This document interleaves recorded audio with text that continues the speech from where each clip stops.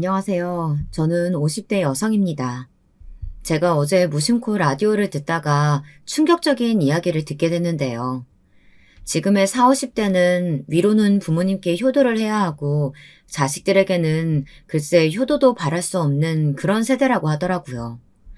그걸 미정산 세대라고 한다네요. 그 소식이 어찌나 저에겐 딱 공감이 되던지 정말 슬프고 소름이 돋았네요. 요즘 젊은 애들은 아이 낳기를 싫어하고 결혼도 하지 않으려고 하잖아요. 한국도 이미 초고령화 사회가 되었다고 하더군요. 제가 6, 70대에는 어떻게 될지 상상만 해도 끔찍하네요. 저는 일찍 결혼해서 애들은 이미 성인이 되었는데요. 큰딸은 시집을 갔고 작은 아들은 다행히 취업이 돼 열심히 회사에 다니는 중이고요. 남편은 가난 말기입니다. 아니, 이제 전 남편이라고 해야죠. 저는 지금 남편과 이혼 소송 중이거든요. 제가 어쩌다가 인생이 새로 시작되는 황금기에 남편과 이혼을 하게 되었는지 여러분은 궁금하지 않으신가요? 그럼 지금부터 제가 당한 어이없고 황당한 스토리를 들려드릴 텐데요. 어쩌면 청취자분들도 뒷목을 잡으실 정도로 화가 나실 수도 있지만 끝까지 들어주세요. 제 사연을 잘 들어주시고 부디 청취자님들의 현명한 댓글 부탁드립니다. 그럼 우선 제가 살아온 이야기부터 하겠습니다. 저는 파주 시골 출신이에요. 지금은 그곳에 새로 큰 출판단지가 생긴 걸로 알고 있지만 예전에는 정말 논이랑 밭밖에 없던 곳이었거든요. 춥기도 엄청 춥고 전방이라 군부대도 많던 곳이었어요.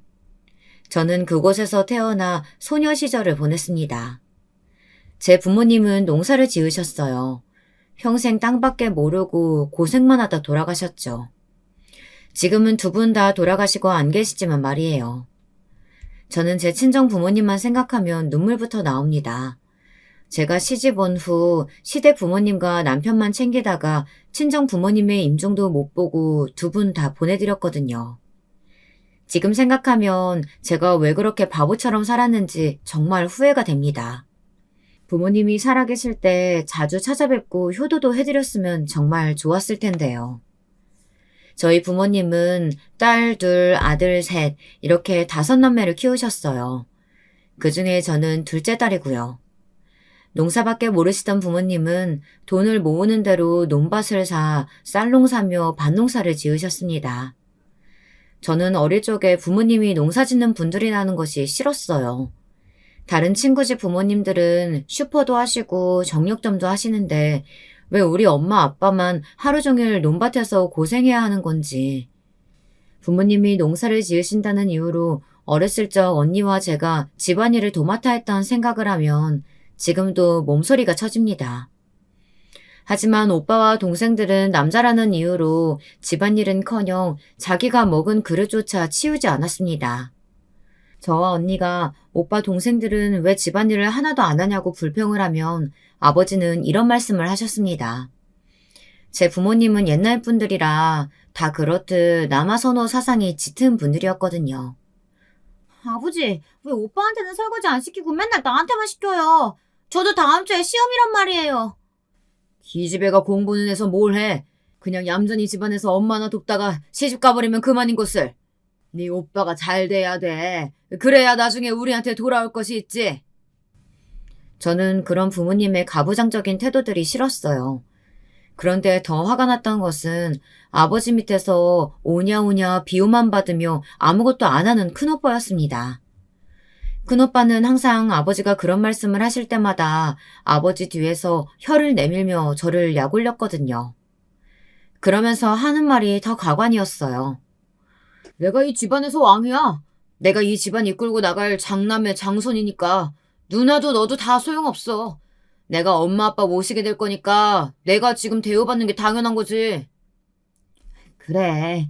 우리가 늙으면 큰오빠한테 부양받아야 하니까 너희들은 억울해할 거 없어. 너랑 네 언니야 다 시집가면 그만이지. 남의 식구 될 거잖아. 그런데 아이러니한 건 제 큰오빠는 부모님을 1년도 안 모시고 돌아가실 때까지 시골에서 그냥 방치했다는 거예요. 세상에 이런 불효자식이 있을까요? 저는 그 당시에 친정부모님께 딸이라고 하도 구박을 받고 차별을 받아 지금도 그게 너무나 가슴에 맺혀 있어요. 그래서 제 아이들은 그렇게 키우지 않으리라고 굳게 다짐을 했습니다. 제 언니는 그런 차별 대우를 받으며 반쯤은 체념을 했었죠. 그래서 언니는 저처럼 아버지에게 불평도 하지 않고 그저 묵묵히 자기 할 일을 했습니다. 마치 엄마처럼요. 저는 그런 큰언니를 볼 때마다 답답했어요. 언니는 화도 안 나? 왜 딸만 차별 대우받고 살아야 돼? 언니도 아버지한테 한번 불평이라도 해봐. 됐어. 어차피 이 한국 사회에서 여자의 위치는 그런 거야. 난 나중에 절대 결혼 안 할 거야. 공부 열심히 해서 해외 나가서 살 거야. 언니는 정말 그 말 그대로 부모님이 고등학교 진학을 반대하자 집을 나가버렸어요. 지금은 미국에서 큰 한인 슈퍼를 운영하며 잘 살고 있고요. 미국인과 결혼도 했어요. 하지만 그때는 저희 집에서 난리가 났죠. 아버지랑 고등학교 진학 때문에 싸운 다음 날 언니는 바로 가출을 했거든요. 그것도 부모님이 모아두신 그때 당시 돈 100만 원을 가지고 나갔어요. 친정 부모님은 크게 놀라 경찰에 실종 신고를 하셨어요. 하지만 누가 봐도 가출이 명백한 사실이라 경찰에서는 언니의 행방을 찾는데 크게 신경 쓰지 않았습니다. 어머니는 딸이 걱정되어 울고 밥도 못 드셨지만 아버지는 제 언니의 행방보다 그 돈 100만 원을 가지고 나간 것만 괘씸했는지 이놈의 기집애 잡히기만 하면 가만 안 둘 거야 하시면서 매일 술을 드시고 길길이 날뛰셨습니다. 결국 언니는 못 찾고 그대로 부모님의 가슴 속에 남았어요. 그때부터 저 역시 매일 속으로 생각했어요. 이놈의 집구석 내가 고등학교만 졸업해서 나가겠다고요. 그렇게 저는 친정 부모님에게 아무것도 기대하는 것 없는 채로 고등학교를 졸업했어요. 아버지는 제 언니가 고등학교 진학을 못하게 되자 집을 나갔던 것을 보시고는 저한테는 고등학교까지는 마치라며 허락을 하셨습니다. 그렇게 고등학교를 나온 후 저는 집을 떠났습니다. 제가 집을 떠날 때 어머니는 대학 학비를 못 대줘 미안하다며 우셨습니다. 하지만 저는 드디어 지긋지긋한 집구석을 떠날 수 있다는 것만 해도 참 좋았어요. 제 집에서 정말 하녀처럼 온갖 집안일을 다 하고 그것도 모자라 농번기엔 농사일까지 동원되어야 했거든요. 제 큰오빠는 대학 가야 한다며 하나도 시키지 않는 농사일을 저는 동생 둘과 함께 해야만 했습니다. 그리고 저는 이제 우리 동네 쪽으로는 침도 안 뱉겠다고 말하며 고향을 떠나 서울로 나갔어요. 20살이 되어 처음 보았던 서울은 확실히 파주보다 번화하고 일자리도 많은 별천지였습니다. 저는 부모님의 도움을 일체 받지 않았기 때문에 처음에는 고생도 많이 했어요. 상고를 나와 격리 일을 해봤지만 저는 가만히 앉아서 사무직으로 일하는 것은 적성에 맞지 않았습니다. 그래서 한 1년 하고 바로 그만두었죠. 그 후부터는 월세방을 전전하며 하루 벌어 하루 먹고 살았던 적이 있었어요. 요즘에야 다들 어플을 쓰지만 옛날에는 생활정보지 벼룩시장이라는 게 있었잖아요.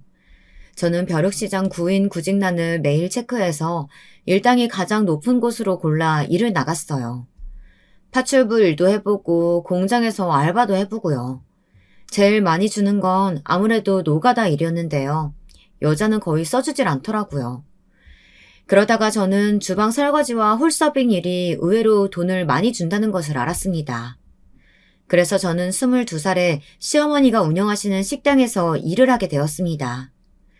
시어머니는 서울 강남에서 큰 고깃집을 운영하고 계셨습니다.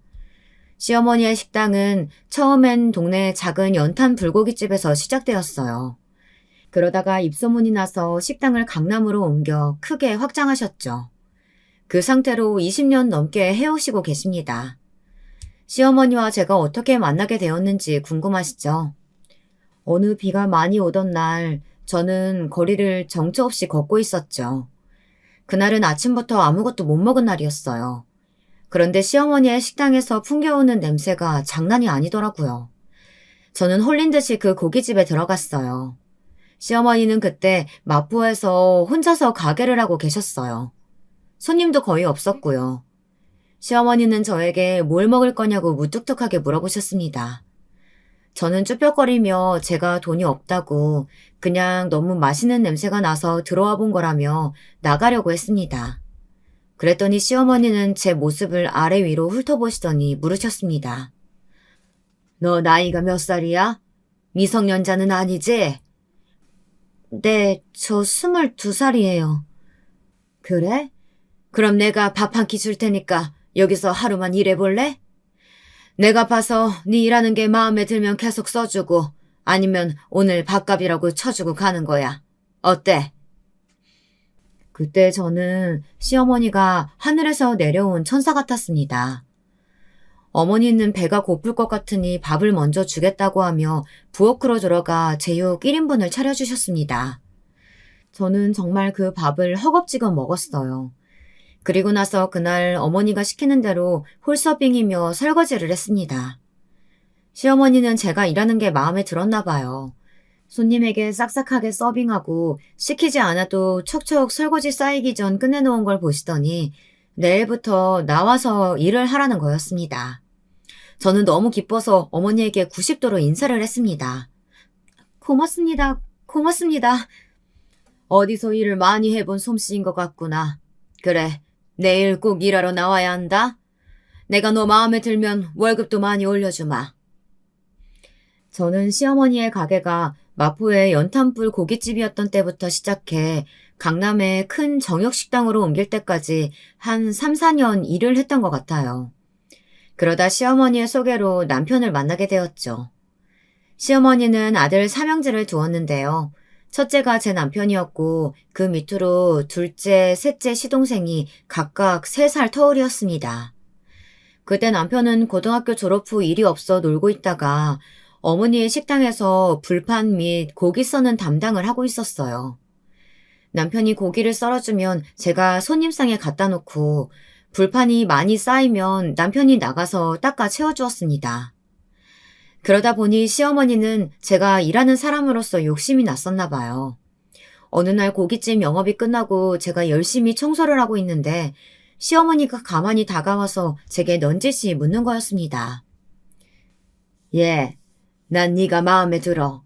그러니까 우리 큰아들하고 결혼해서 우리 고깃집 네가 이어받을래?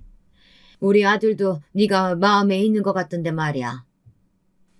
남편은 저보다 2살이 연하였어요. 그래서 처음엔 남편이 남자로 생각되지 않아 결혼을 안 하겠다고 했었죠.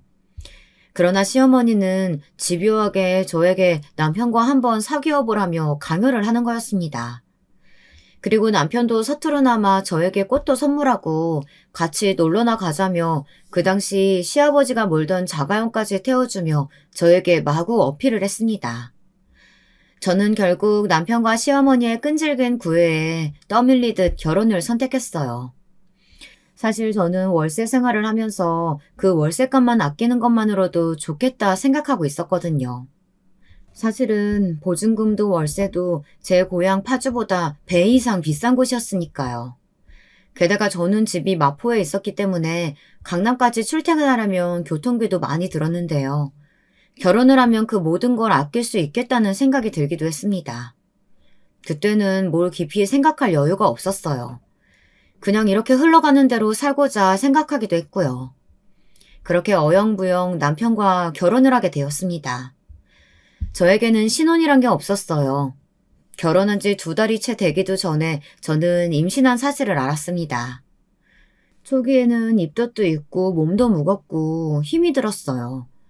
그러나 시어머니는 옛날 사람들은 임신하고도 농사 다 하고 할 일 다 했다. 이러시면서 저에게 계속 식당에서 일하라 강요하셨죠. 저는 어쩔 수 없이 계속 시어머니가 시키는 대로 하다 뱃속에서 6개월이나 키웠던 첫 애를 유산하고 말았습니다. 그때는 저도 많이 놀라고 슬펐지만 저보다 남편이 더 놀랐던 것 같아요. 남편은 시어머니에게 화를 있는 대로 냈습니다. 엄마가 우리 여보한테 계속 일하라고 하지만 않았어도 뱃속에 아기가 유산되진 않았을 거예요. 이제 이 사람 식당 일 그만시키세요.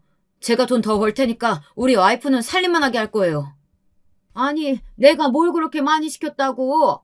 평소 하던 대로 서빙만 시키고 설거지는 못 무거울까봐 싶어 사람을 썼구만. 애가 몸이 약하네. 그게 내 탓은 아니잖니? 사실 저도 친정에서 농사일할 때 하도 친정부모님이 일을 많이 시켰기 때문에 힘들어도 힘들다는 말을 잘 못하기도 했어요. 미련하고 곰 같은 엄마를 만나 그렇게 허망하게 첫애를 떠나보내고 말았습니다. 그 이후 저는 죄책감에 밤마다 눈물을 흘리고 가끔 꿈에 태아가 보이기도 하는 등 신경이 많이 쇠약해졌습니다. 남편은 그런 저를 걱정해 더 이상 일을 하지 말라고 한 것이었어요. 남편은 저를 시어머니에게서 보호해준 셈이었습니다. 그때는 남편에게 고맙고 사랑하는 마음이 있을 때였어요. 하지만 제가 집에서 살림만 하는 동안 남편은 저 모르게 여자를 만나고 다닌 것이었어요. 저는 그런 줄은 꿈에도 모르고 집에서 애들만 키우기 바빴죠. 유산된 지 3개월이 안 돼서 저는 우리 딸을 임신했고 남편의 바람은 아마 그때부터 시작된 것 같습니다. 남편은 점점 식당 일을 핑계로 집에 들어오는 시간이 늦어졌거든요. 아기가 없을 때에는 남편과 함께 10시쯤 퇴근했어요. 10시가 넘으면 어차피 손님은 없다고 시어머니는 10시까지 딱 영업을 했거든요. 그런데 제가 집에서 독방 육아에 힘들어하고 있을 때였습니다. 남편은 점점 친구들을 만나 조금씩 늦는다더니 그게 새벽 2, 3시가 되는 것이었어요. 술에 취해 늦게 들어와서 씻지도 않고 잠이 드니 저는 애보기도 힘든데 남편의 술 취한 뒤치다거리까지 해야만 했습니다. 사실 남편은 술을 너무 과하게 좋아하는 사람이었어요. 그런데 고깃집에서 일을 하며 술 마실 시간이 없으니까 그동안은 참았던 거였습니다. 그런데 제가 육아 때문에 집에만 있게 되자 남편은 남자, 여자 친구들까지 집에 데려와 3차까지 술 파티를 하는 것이었어요. 남편은 아무 관계도 아닌 그냥 술 친구라고 했지만 저는 그 꼴을 보기 싫어 그 밤중에 애를 데리고 밖에 나갔다가 남편의 친구들이 다 가고 나서 새벽 3, 4시에 들어온 적도 많았습니다. 제가 너무 마음에 안 들어하는 남편의 버릇이 또 한 가지 있었는데요. 남편은 주사가 굉장히 심했습니다. 술만 취하면 꼭 저와 강제로 관계를 하려고 했거든요. 저는 술 취한 사람은 딱 싫어하는 성격이에요. 그 이유는 친정아버지가 주사가 심하셨거든요. 그런데 남편은 꼭 저희 아버지가 술 마시고 들어오면 어머니한테 하듯이 저를 함부로 대했습니다. 제가 남편을 받아주지 않자 남편은 바람을 피우게 된 것인지도 모르겠어요. 꼭 술에만 취하면 강제로 부부 관계를 원했고 저는 그것을 칼같이 거절했습니다. 그러다 딱 한 번 남편이 술 취한 채가 아닌 기분이 좋을 정도로 마시고 들어왔을 때 둘째 아들이 생긴 거였습니다. 그 후부터 저는 남편과 각방을 썼습니다. 저는 애들만 데리고 안방에서 자고 남편은 혼자 컴퓨터방에서 잤습니다. 각방에는 다 이유가 있었어요. 남편은 다음날 일찍 고기를 사러 마장동 육류시장에 가야 했거든요. 그리고 술 마시고 들어온 남편은 온 안방이 울려대도록 코를 골았어요. 그럼 그 소리에 애들이 깨서 울었거든요. 그러면 저는 남편에게 짜증을 낼 수밖에 없었습니다. 제발 그놈의 술 좀 안 마실 수 없어? 당신 때문에 애들 다 깨서 울잖아. 그러니까 어쩌란 말이야. 아이 짜증나게. 내가 나가서 잔다. 나한테 술 마시지 말라는 거 나보고 죽으라는 거야 이 옆에 내야. 참나. 저는 절대 이해가 안 되는 게 술을 많이 마시는 인간이었어요. 숙취로 머리도 아프고 토하기도 하고 먹으면 개가 되는 술을 뭐가 좋다고 마셔내는 걸까요? 그냥 잠이 안 와서 한두 잔 마시는 거면 말리지는 않아요. 그런데 꼭 정신을 잃을 정도로 마셔대고 취해서 들어오니까 그게 싫다는 겁니다. 제가 남편에게 잔소리를 하면 남편은 꼭 제게 막말을 하며 다른 방에 가서 잤습니다. 그 후로부터 전 남편에게 기대하는 게 없어졌어요. 그저 애들만 보고 이혼하지 않고 이 남자와 살고 있었습니다. 그러던 어느 날 시어머니에게 전화가 왔습니다. 그때 저는 아들을 아직 어려 수유를 하느라 밤에 잠을 못 잤거든요. 그리고 항상 낮에 자고 있었어요. 그 단잠을 깨우시는 것이 바로 시어머니의 호출이었어요. 새아가냐? 오늘 단체 손님 와서 네가 서빙일 좀 해줘야 할 것 같은데 오늘 나와가지고 서빙 좀 해라. 한 2-3시간 바쁠 때만 나와서 하는 거니까 애들은 가게 옆에 방 있잖니? 거기다가 재워두고 일 좀 해. 어머니 정말 죄송한데요. 저희 아들 아직 모유수유 중이에요. 조금만 전 안 물리면 저 몸살 나요. 그리고 낯선 데 가면 저희 애들 예민해서 잠 못 자요. 다른 사람 구해보시면 안 될까요? 아니 얘가? 너 이 시애미가 정중하게 부탁하는데 생각도 안 해보고 거절하는 거냐? 어디서 가면 시애미한테 말대꾸 하는 거야? 얼른 나오지 못해? 시어머니는 그전까지는 저한테 막말을 하거나 힘들게 하신 적은 없었는데 저는 처음으로 시어머니가 제게 화를 내신 걸 보고 너무 놀랐습니다. 그리고 당연히 짜증도 났죠. 남편도 저를 못살게 구는데 시어머니까지 저러시니 너무 힘이 들었어요. 제 처지가 우울하기도 했고요. 하지만 결국 저는 억지로 애들을 유모차에 싣고 시어머니가 시키는 대로 서빙을 하러 식당으로 나갈 수밖에 없었어요. 왜 그랬냐고요? 시어머니가 저희 친정에 전화를 걸어 친정엄마에게 막말을 퍼부으셨다는 것이었습니다. 아니 사부인, 도대체 딸 교육을 어떻게 시킨 거예요? 대개 딸이 시애미가 뭘 시켰는데 글쎄 애들 어리다는 핑계로 대고 일을 돕지도 않는 거예요. 이게 말이나 된다고 생각하세요? 도대체 가정교육을 어떻게 시켰길래 애가 이렇게 말을 안 듣는 거냐고요? 아이고 사부인 죄송합니다. 걔가 몸이 좀 힘들어서 그러는가 본데 제가 전화해서 단단히 교육시켜 놓겠습니다. 여러분 이런 시어머니 보셨나요? 말끝마다 친정에서 배운 게 없네. 친정 부모가 가르친 게 없어서 개념이 없네. 이렇게 말하는 못된 시어머니는 드라마에서나 나오는 줄 알았거든요. 그런데 바로 제 시어머니가 그런 사람일 줄은 전 꿈에도 몰랐어요. 당연히 우리 친정엄마는 저한테 전화해 결혼한 지 얼마 되지도 않았는데 시어머니 말을 들어야 한다며 저를 혼내셨고요. 저는 울며 겨자 먹기로 시어머니 말씀에 따를 수밖에 없었습니다. 어머니가 시어머니가 아닌 사장님이었을 때는 그래도 저한테 잘해주셨어요. 비록 좀 말은 툭툭 던지고 무뚝뚝하셨지만 마음만은 따뜻한 사장님이셨어요.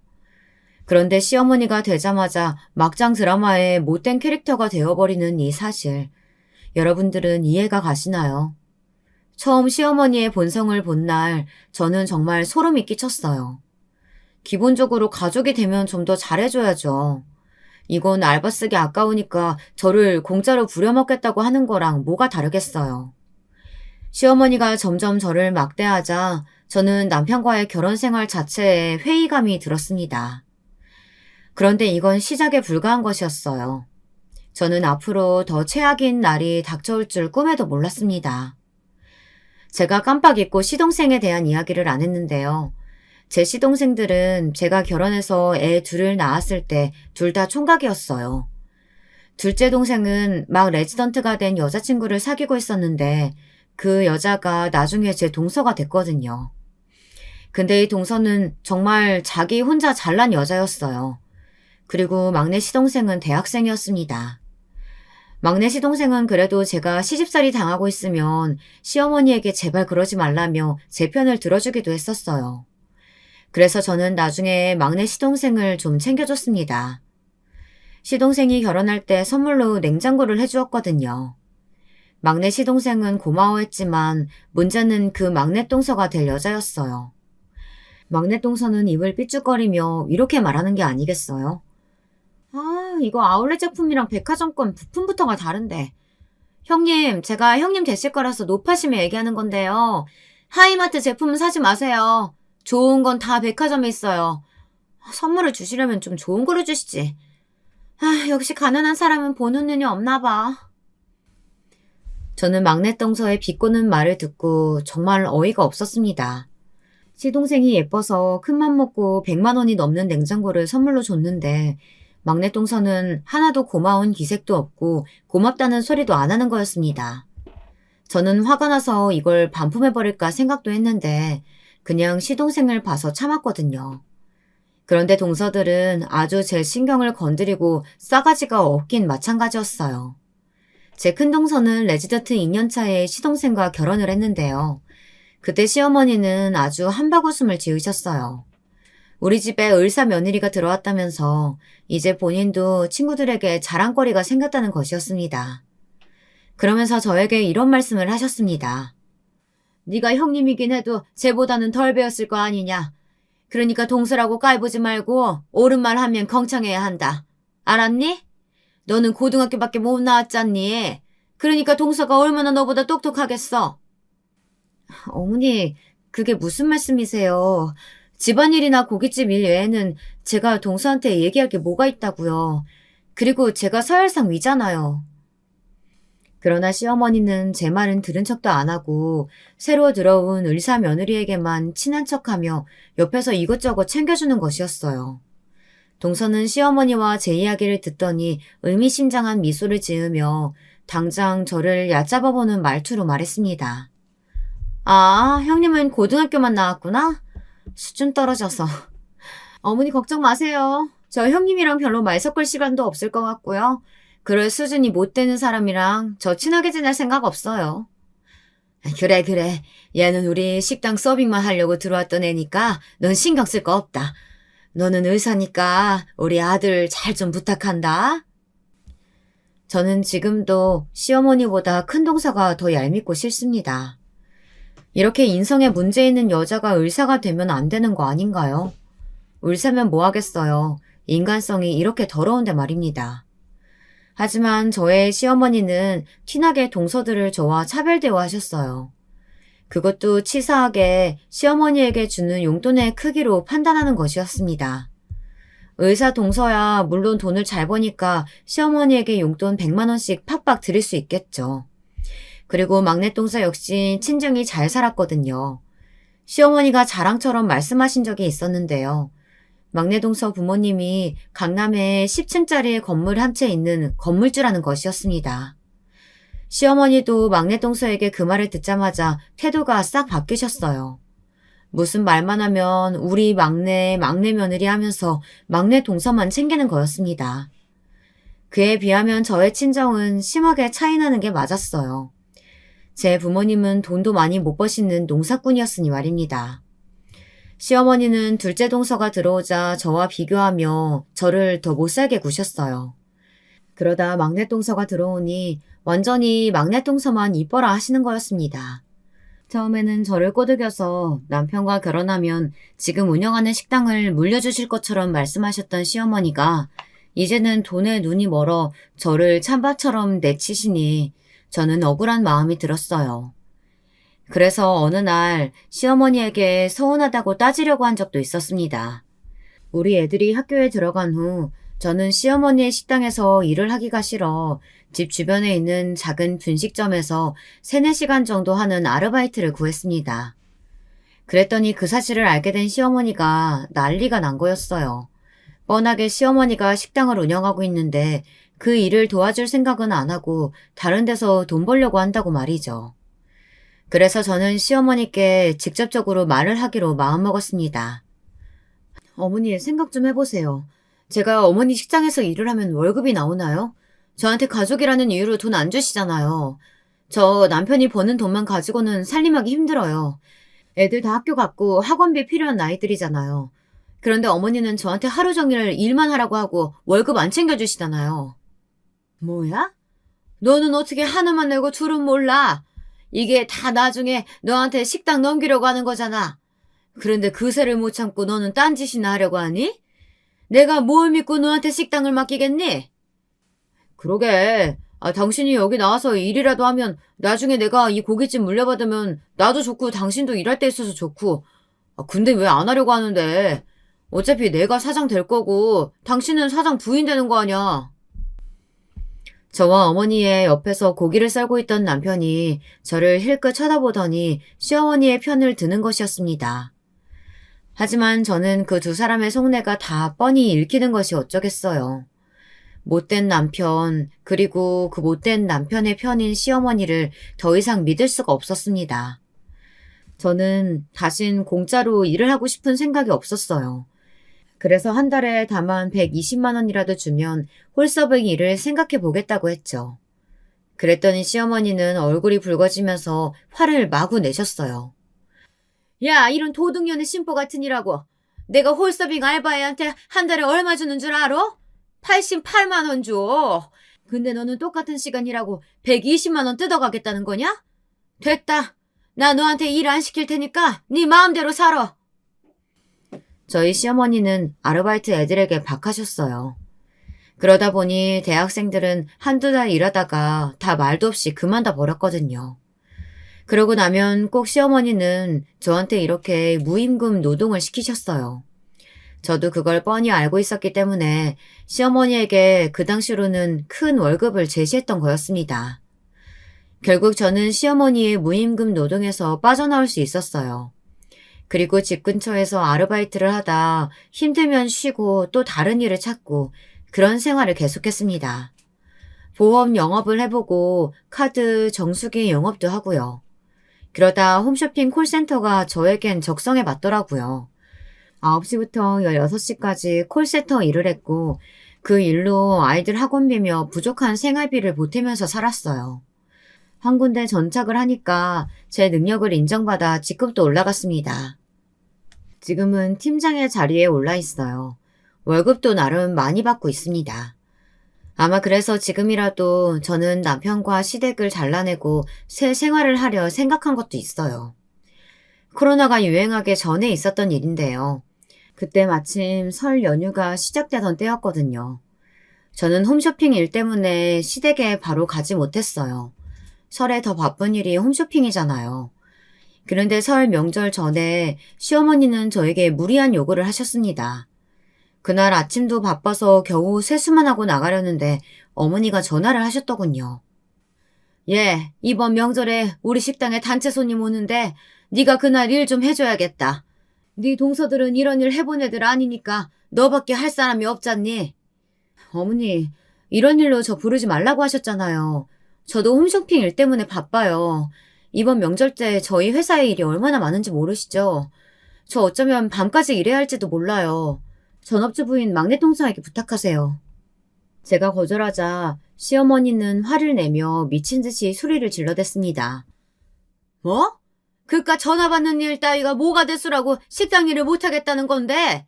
너 이제 나이 좀 먹었다고 이 시엠이 가르치려고 드냐? 내 아들이랑 계속 살고 이 고깃집 이어받으려면 그딴 직장 얼른 때려치우고 이 시애미가 시키는 대로나 해. 시어머니는 저에게 있는 대로 소리를 지르시곤 전화를 딱 끊어버리셨습니다. 저는 정말 어이가 없어 말도 안 나오더군요. 이 집안 사람들은 다 자기밖에 생각 안 하는 이기적인 사람들이었어요. 며느리에 대한 배려라곤 눈꼽만큼도 없는 사람들이었죠. 저는 이때부터 이혼을 결심하고 준비해왔던 것입니다. 제가 이혼을 생각하게 된 두 번째 이유는 또 바로 있었습니다. 남편은 20년 넘게 한결같이 술을 매일 먹었고 바람도 피우고 있었거든요. 정말 인간 고쳐 쓰는 게 아니라고 하더니 그 말이 딱 맞았어요. 저는 그래도 애들을 생각해서 애들이 다 독립하고 나면 이혼해야지 하고 참고 살았습니다. 그런데 애들이 좀 크니까 오히려 저한테 아빠랑 왜 사느냐고 이혼을 권하더라고요. 우리 딸도 제 모습을 보는 게 너무 답답했다고 나중에야 말을 하더군요.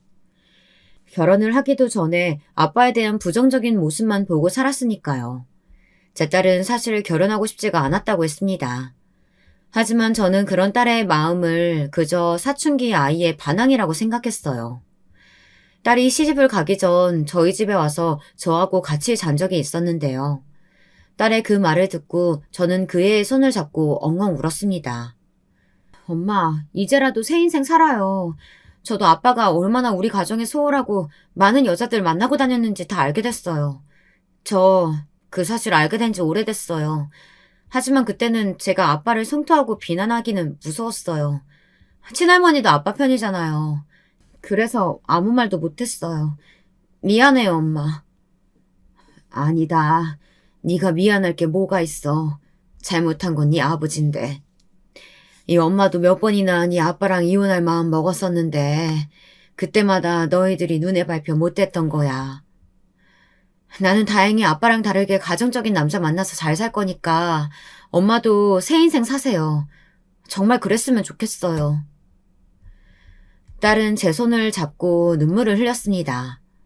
그때부터 저는 남편의 바람 피운 증거를 잡기 시작했어요. 남편은 상간녀를 만나는 것을 저에게 비밀로 했다고 생각했지만 저는 그 상간녀 이름도 알고 어디 사는지도 알았거든요. 그 여자는 바로 남편의 오랜 술 친구라는 년이었어요. 제 아이들이 어릴 때부터 남편은 그년을 그저 여자 사람 친구다라고 저에게 소개했었는데요. 저는 당연하게도 그 말을 안 믿었거든요. 세상 어느 누가 여사친이랑 모텔도 가고 새벽 3시까지 술 먹고 한답니까? 저는 남편의 씀씀이가 너무 크길래 남편 몰래 카드 내역서를 본 적이 있거든요. 그랬더니 그 짓을 하고 있더라고요. 제가 애들 육아에 치여있을 때 단란주점 가서 더럽게 놀고 그년과 함께 별 더러운 짓들을 다 했을 거라는 생각만으로도 저는 남편이 더럽고 역겹게 느껴지더군요. 하지만 저는 결혼 생활 내내 그 연년들의 꼴을 보고도 참았습니다. 아이들에게 상처 주기 싫어서요. 하지만 이제는 이혼을 해야 할 때라는 느낌이 강하게 들더군요. 딸까지 저렇게 말하니 남편은 이미 남편으로서 애들 아빠로서 믿음은커녕 아무런 가치 있는 존재도 아니란 것이 증명되었으니까요. 저는 애들을 위해서도 제 자신이 똑바로 서야 한다고 생각했습니다. 그래서 이번에는 명절 전날 시어머니의 식당에 갔어요. 굳게 마음을 먹고 갔죠. 시어머니는 제가 올 줄 알았다고 코드 숨치며 저에게 말씀하시더군요. 그래, 니깟 년이 네 시애미 말 거역할 수 있을 것 같냐? 일하러 갔으니까 얼른 앞치마부터 하고 주문부터 받아. 시어머니는 제게 앞치마를 던져주며 저를 능멸하시더군요. 그래서 저는 시어머니 앞에 도로 앞치마를 던져버렸어요. 그리고 시어머니를 똑바로 쳐다보며 소리쳤죠. 어머니, 한 번만 말할게요. 잘 들으세요. 저 이제 당신 아들이랑 안 살아요. 애들도 다 컸고 이젠 내 인생 찾아서 이 집안이랑 인연 끊을 거니까 그렇게 아세요. 뭐야? 네가 감히 어디서 이 시애미한테 망발이야? 너 친정에서 그렇게밖에 못 배웠어? 뭐 잘못 먹고 미친 거 아니니? 저는 이 집 하녀가 아니에요. 그리고 이제까지 말하고 싶었는데 어머니가 저만 동서들과 차별하고 막내또서만 특별 대우해주는 거 제가 모를 줄 아셨어요? 그렇게 저 20년을 참았어요. 더 이상 못 참아요. 말 나온 김에 하나 물어볼게요. 왜 저만 그렇게 식당에서 무임금 노동 시키신 거예요? 그건 네가 알아서 뭐 하려고 그래? 이 싸가지 없는 년아. 그래, 내가 너한테만 일 시킨 건 사실이다. 왜 그랬는지 아니? 네 둘째 동서랑 막내 동서는 이 시애미한테 다들 달마다 100만 원씩 주더라. 그래서 네가 준 용돈 30만 원 따위는 내가 간에 기별도 안 가더라고. 그래서 이제껏 너한테 100만 원어치 몸으로 떼우라고 한 거야. 뭐 내가 잘못하기라도 했냐? 이기적이고 돈 욕심만 덕지덕지 붙은 팥쥐 엄마 같은 시어머니를 제가 왜 믿고 살았는지 모르겠어요. 저는 너무나도 화가 나고 황당했어요. 그럼 그 동서란 것들은 제 노동력 대신 돈으로 떼어온 거나 마찬가지잖아요. 그동안 저 혼자 이리저리 뺑이 친 것을 생각하니 도저히 참을 수가 없었습니다. 저는 분노로 부들부들 떨다 결국 시어머니에게 빽 소리를 질렀어요. 이제 어머니 전화 와도 안 받을 거니까 다시는 연락하지 마세요. 되게 병신 같은 아들 병수발이나 들면서 노 보내시게 되겠네요. 그거 참 쌤통이네. 그리고 행여 우리 애들 얼굴 볼 생각도 하지 말아요. 우리 아들, 딸들도 자기 아빠라는 인간이 얼마나 개 같은 인간인지 다 알고 있으니까요. 제 말을 듣자마자 시어머니는 제 멱살을 잡더니 뺨을 세게 때리는 거였습니다. 저는 식당 바닥에 쓰러졌고 고깃집에 있던 손님들은 상황을 지켜보다 도저히 안 되겠던지 제 시어머니를 막아서고 팔을 잡아 말렸습니다. 그때 남편이 주방에서 나타났어요. 이 미친 여편애야, 미쳤어? 왜 우리 엄마한테 대들고 지랄이야? 뭘 봐? 다들 구경 났어? 빨리 나가. 나가지 못해? 우리 아들 잘한다. 이 미친년부터 좀 쫓아내라. 이년 얼굴만 봐도 혈압 올라서 죽을 것 같으니까 얼른. 남편은 손님들을 다 쫓아내고 식당 문을 잠갔습니다. 시어머니는 자기가 저를 때려놓고는 갑자기 바닥에 퍼질러 앉아 우는 것이었어요. 정말 저는 그때 시어머니가 미친 거 아닌지 의심이 되더라고요. 이깟 뺨 한 대로는 저는 아무 충격을 받지 않았어요. 그만큼 이 집안이 지긋지긋했고 이 인간 말종들과 인연을 끊는데 뺨 한 대 정도면 싸게 먹히는 거라고 생각했습니다. 저는 당장 경찰서에 신고했습니다. 곧 경찰들이 달려왔고 저는 제 뺨을 맞은 것과 협박받은 내용들을 경찰서에 가서 진술했어요. 사태의 심각성을 처음부터 본 식당 밖의 손님들도 몇 명 나서 증인이 되어주었습니다. 저는 떨리는 손으로 고발장을 썼어요. 그것은 이제 이 시댁의 악마들과 인연을 끊을 수 있다는 생각에서였어요. 경찰들은 시어머니를 현행범으로 잠시 구류에 처한다고 했습니다.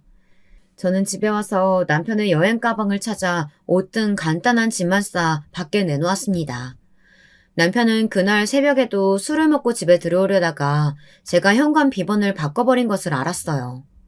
남편은 술에 취한 채 고래고래 소리를 질렀습니다. 너 지금 복수하는 거야? 내가 너 말고 딴 여자 좀 만났다고 나한테 이러는 거야? 아니면 내가 죽을 뻔 걸리니까 이제 와서 내 수발 들기 싫어서 이러는 거냐? 하지만 저는 아무 말도 하지 않았습니다. 이 인간을 집에 들였다가는 제가 위험에 처할지도 모르겠다는 두려움에서였어요. 남편이 한번 술에 취해서 눈이 돌면 무슨 짓을 할지 몰랐습니다. 고기 써는 일을 하는 남편은 아주 칼을 잘 다루거든요. 저는 문 뒤에서 남편에게 소리쳤습니다. 동네 시끄러우니까 문 앞에 둔 가방 가지고 얼른 니네 집으로 가. 시어머니랑 아주 잘 먹고 잘 살면 되겠네. 너랑 죽고 못 살다던 그년 집에 가도 되고. 우린 이제 끝이야. 그러니까 이 집에 다시는 오지 마. 나 다시는 찾지도 말고. 애들이 다 독립해서 집을 떠난 후에 남편의 이름이었던 아파트를 처분했고 저는 따로 집을 얻어 살려고 계속 전세 생활을 전전했거든요. 그래서 생각보다 남편과 나눌 재산 같은 건 없었어요. 그래서 저는 일단 그 사람을 내쫓고 이혼 소송을 생각해보고자 했던 거죠. 남편은 혀짧은 소리로 계속 협박을 하다가 작전을 바꾸기로 했는지 문을 탕탕 두드리며 저한테 싹싹 빌더군요. 상간녀를 정리하고 올 테니 자기가 죽을 때까지 함께 하자고요. 그런데 제가 미쳤습니까? 가난 말기이면서도 술을 끊지도 못하고 여전히 계집질에 문란한 생활을 하는 그 사람을 뭘 믿고 제가 병수발을 들겠어요. 남편은 사실 50세가 되기도 전에 간성 혼수로 몇 번 병원 신세를 졌었어요. 30년을 술을 먹었으니 간이 어떻게 버텨내겠습니까? 처음엔 간 경화로 입원을 했었는데 그 사람은 이까짓 건 괜찮다고 하면서 여전히 술을 계속 마셨어요. 저는 잔소리를 하다 안 되니 그냥 포기를 해버렸던 거고요. 그러다 동네 병원에서 초음파를 보다 대학병원에 가보라면서 소견서를 써주더군요. 그래서 서울대학교 병원에 갔죠. 거기서 남편은 이제 6개월밖에 못 산다고 이미 수술을 할 수 없을 만큼 전체 장기에 전이가 됐다고 하더군요. 저는 일단 시어머니에게 알리고 간이식을 받아보라고 했었습니다. 하지만 남편은 늙으신 시어머니가 걱정된다면서 알리지 말라고 저에게 통 사정을 하더군요. 그런데 이번에 그런 일이 터졌던 겁니다. 나중에 시어머니는 남편이 간암에 걸렸다는 것을 알게 되자 충격이 커서 기절을 하셨습니다. 그래서 시어머니의 식당은 장기 휴업에 들어가고 말았습니다. 구급차에 실려가신 시어머니는 뇌졸중이라는 병명을 얻었습니다. 그동안 식당 일하면서 불규칙하게 사시고 밤 늦게까지 일하면서 야식으로 먹은 고기와 술이 문제였던 거죠. 그리고 시어머니는 혈압도 아주 높았거든요. 남편은 이런 일이 일어난 게 모두 저 때문이라며 책임을 지라고 저에게 소리를 지르며 삿대질을 하더군요. 하지만 저는 이젠 우리는 남남이라고 못을 박았습니다. 이제 당신도 내 남편 아니고 어머니 역시 내가 책임질 필요 없는 거야. 난 지금 내놓은 집 팔리는 대로 필리핀으로 이민 가기로 했어. 그러니까 나 찾지 마. 다시는 당신 얼굴 보기도 역겨워. 싫어. 너 이렇게 독한 여자였냐? 우리 엄마는 그렇다고 쳐. 내가 불쌍하지도 않냐고. 나도 살 날 얼마 남지도 않았는데 이렇게 떠날 거야? 남편은 얼마 안 남은 시간을 좋은 것만 보고 살아도 모자랄 판에 제가 이혼을 하자고 대든다고 모든 것을 제 탓으로 돌렸습니다. 여러분 정말 어이없지 않나요? 술을 먹고 계집질한 것은 다 자기 선택이잖아요. 그래서 하나님이 벌을 내려 병을 준 건데 왜 그게 제 탓이 되는 건가요? 저는 이렇게 지옥 같았던 결혼 생활 30년을 끝냈습니다.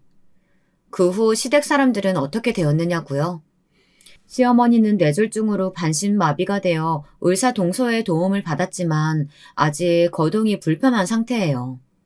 그리고 남편은 상간녀에게 버림당하고 어머니 식당에서 일하며 암투병을 하고 있습니다. 이제는 살도 모두 빠져 완전히 다른 사람이 되었다고 딸이 말해주더군요. 그 사람은 시어머니가 반신마비로 은퇴하는 바람에 고깃집 사장이 되긴 했지만 언제 죽을지 모르는 상태입니다. 이런 답없는 시댁에서 저는 탈출하길 정말 잘했다는 생각이 드네요. 요즘은 필리핀이란 나라의 이민에 대해 알아보고 있습니다. 아들은 제가 그곳으로 가면 엄마를 어떻게 보냐고 하며 섭섭해했지만 저는 네가 시간 내서 놀러 오면 되지라고 말해줬어요.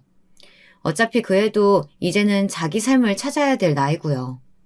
없는 게 훨씬 나은 아버지와의 인연을 끊겠다고 하더군요. 그리고 딸과 사이 역시 자기가 애들 낳으면 필리핀에 데리고 놀러 오겠다 하며 제 새 출발을 응원하고 축하해 주었습니다. 제가 이민을 가면 일은 어떻게 하냐고요? 요즘에는 재택근무라는 제도도 있어서 저는 팀장 일을 그쪽 사람들과 화상회의하면서 하기로 회사와 합의를 했어요. 정말 편리한 세상이 아닐 수 없습니다. 그리고 필리핀에서도 제가 다니는 홈쇼핑 회사에 지사를 내려고 준비 중에 있는데요. 저한테 그쪽 일을 맡기면서 능력에 따라 팀장에서 이사 대우도 해주겠다고 하더군요. 여러분, 제 파란만장한 시댁 탈출기를 어떻게 들으셨는지 궁금하네요. 저는 지금부터 제 2의 인생 시작이라고 생각하려고 합니다. 비록 결혼은 거지 같은 남편과 못된 시어머니를 만나 힘들게 끊어냈지만 앞으로 나아갈 인생은 긍정적으로 살려고 노력할 생각입니다. 저는 다시는 결혼하지 않을 생각이에요. 혼자가 좋기도 하고 동네 할머니들 말 맞다나 남자들은 다 그놈이 그놈 같으니까요. 혹시나 필리핀에 가서 제 인연이 나타난다면 모르지만 지금은 절대 남자는 만나고 싶지 않습니다. 제가 드릴 이야기는 여기서 끝입니다. 쌀쌀한 밤 공기에 감기 조심하시고요. 긴 글 읽어주셔서 감사합니다. 안녕하세요. 인천에 살고 있는 워킹맘입니다. 사연 채널 듣다 보면 저처럼 힘든 시기를 겪은 분들이 많은 것 같아 위안이 되는데요. 저 역시 그런 시기가 있었답니다. 다름 아닌 시댁 때문인데요. 시댁, 정말 옛날에는 말만 들어도 몸이 떨릴 정도로 징그럽고 싫었답니다. 시어머니가 문제였는데요. 시어머니는 저의 존재를 무척이나 탐탁지 않게 여겼습니다. 제가 시댁 문턱을 넘기 전에도 저를 한 식구로 들일지 말지에 대해 시아버지와 이야기하시며 꽤나 마음고생을 시키셨죠. 남편이 중내, 사내, 만에 하여 어쩔 수 없이 결혼을 허락하시면서도 이건 널 봐서가 아니고 내 아들 진섭이 때문이다. 진섭이를 봐서 허락해주는 거니 잘해라. 네, 알겠습니다. 이런 말씀을 하시곤 했습니다. 그때야 호랑이보다 무서운 시어머니였으니 찍소리 못하고 고개를 끄덕거렸지만 남편은 그저 좋다며 눈치 없이 콧노래를 흥얼거렸습니다. 이제 됐어. 우리 결혼할 수 있게 됐다고.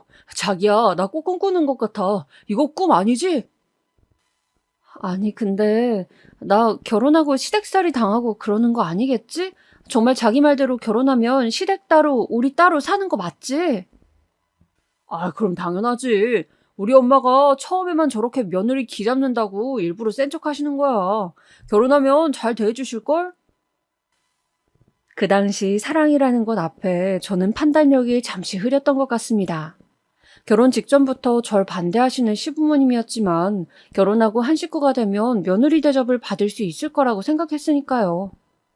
허나 시부모님, 특히 시어머니는 며느리 대접은커녕 사람 대접도 안 해주실 때가 많았습니다. 마치 저를 지능이 모자란 사람 대하듯 그렇게 여기실 때가 많았죠. 당시 시부모님은 저희 집에서 1시간 정도 떨어진 거리에 살고 계셨는데요. 그쪽이 거의 시골 마을이라 논밭이 펼쳐져 있고 시부모님은 그곳에서 논일, 밭일 하시며 지내고 계셨어요. 그런데 제가 갈 때마다 일을 시키시던 시어머니는 무슨 실수만 하면 사람을 잡아먹을 듯 구셨습니다. 야, 너는 내가 몇 번을 말했는데도 또 실수를 하는 게야. 장독대를 그리 닦으면 어떡해? 아, 어머님, 저는 알려주신 대로 했는데. 그러니 내가 너보고 모자르다고 하는 거다. 이 모자른 건 걔도 너보단 낫겠다. 하나를 알려주면 익히는 걸 뭘 어렵다고. 죄송해요, 어머님. 제가 어머님 앞이라 긴장도 되고 하는 일들이 처음이라. 아유, 됐다. 변명은 무슨. 가서 밥이나 안 쳐라. 다음부턴 널 시키나 봐라, 내가. 며느리를 개보다 못하다며 혀를 끌끌 차시는 시어머니. 여기서 끝나면 다행이었죠. 어떤 날은 명절이랍시고 선물을 바리바리 싸들고 갔더니 표정이 초입부터 구겨주시는 겁니다. 심지어 선물은 포장도 뜯지 않은 채 구석에 치워두시고요. 결국엔 제가 조심스레 물을 수밖에 없었어요. 저 어머님, 좋아하시는 것들이라 해서 사왔는데 마음에 안 드세요? 그러니까 엄마, 저번에 이 화장품 갖고 싶다 했잖아요. 그래서 샀는데 별로야? 너는 씀씀이도 참 예쁘다. 이걸 설마 제값 주고 다 사온 게야? 아이고, 벌써부터 이래서야 원. 네? 아마도 뒷말은 여러분들께서 더 잘하시리라 생각됩니다. 자기 아들이 벌어온 돈 함부로 썼다는 거였죠. 얼마나 서럽던지. 나름대로 시부모님에게 잘 보이고 싶어 한 행동이었는데 그렇게 말씀하시니 저도 할 말이 없더라고요. 그 후로부턴 시댁에 그런 노력들을 애써 하지 않았습니다. 무엇을 해도 욕을 먹을 바에야 아무 행동도 하지 않는 게 나았으니까요. 하지만 그러던 어느 날 심장이 쿵 떨어지는 일이 생기고 말았는데요. 시어머니께서 눈물바람으로 전화가 오신 겁니다. 그러시며 하시는 말이 네 아버지가 지금 밭일하다 쓰러져 병원인데 의사 말로 온 중풍이 온 것 같다더구나. 나 어쩌면 좋으니 진서봐.